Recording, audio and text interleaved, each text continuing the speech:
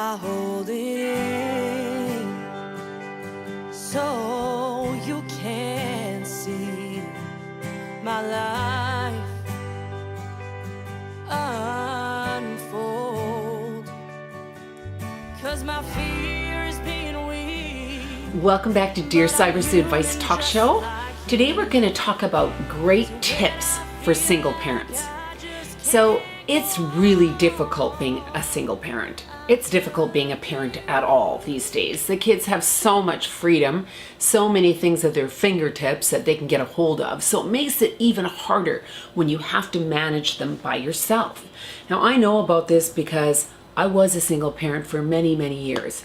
I was a flight attendant trying to take care of my son, flying like day trips so I could be home, trying to balance his sports, trying to balance myself. It was a bitch, but it can be done. So for those of you out there who are stressing out about this and finding it really difficult, never ever be afraid to ask for help.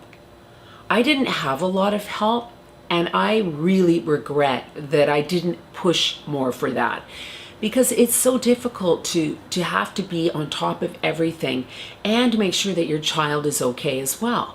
Because that's our biggest fear as a single parent, is our kids not getting what they deserve, whether it be in the love department, in, just mental stimulation, all sorts of things, especially if they're not seeing the other parent. Now this happens a lot where one person walks away, or there's custody issues, and all sorts of hell breaks loose. And the kids are sitting in the middle of all this. Now this is the part that's up to you as a single parent to try to not let happen. Your kid needs to be as balanced and as routine as they possibly can, especially when they're younger. So if you're bringing people into the mix, say you've met somebody, you've been apart for a year or so from your ex, and you meet somebody and you bring them into the mix, you've got to have a pretty big talk about it, because first of all, your children are a big priority.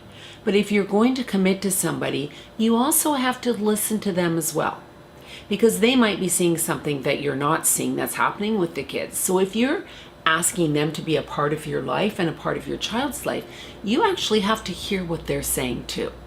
You also have to be strict with your children, that they don't turn into these sense of entitlement children that are running around, that we all know who those people are, all those who all those kids are. And we don't want to sit there and have to be around somebody's children who are spoiled, who have no discipline, and who you can tell are going to be a nightmare in their teens, because they're not learning how to respect their parents. If a child talks back to you or talks down to you at all, ever, you need to nip that really quickly with your children. I can't stress that enough. They say that by the age of 3, if the child's already got away with you, you're screwed. Because what's going to happen is they've already learned how to manipulate and get what they want. And now you've got to deprogram that out of them. So don't let it happen. Be on top of them at all times about everything. Don't penalize your ex if they want to see the child, because they have every right to see the child as well if they're a good parent. And that gives you time to go out and have some fun. Try not to be too clinging with your children so that you feel that, oh, I should be with them all the time. If I'm not with them, what are they learning outside and all this? You have to be able to take time and trust people with your child. It's very important that you do that. So have some rules set up. Don't let your child talk back to you. Don't let them rule the roost of the house. Listen to your partner if you have included somebody into your life with your child. But again, don't do that too quickly, because the child needs time to adapt to this broken family situation. Bringing somebody else into the mix too quickly is going to totally mix them up, and they'll think this is just normal. Get over one, bring in another. And it's not normal. It's not a good thing to do to your child. They need time to grieve the loss of the family dynamic they were once in. So all these things, I know it sounds like, oh, a big lecture about stuff, but really, really listen, because single parenting is great. if you have some help, you have some, if you're say you have a daughter, you want to have some great male influence in her life too, so that she grows up knowing what men are like and how they can be nice guys and all this. And same for a son, needs to see a great role models.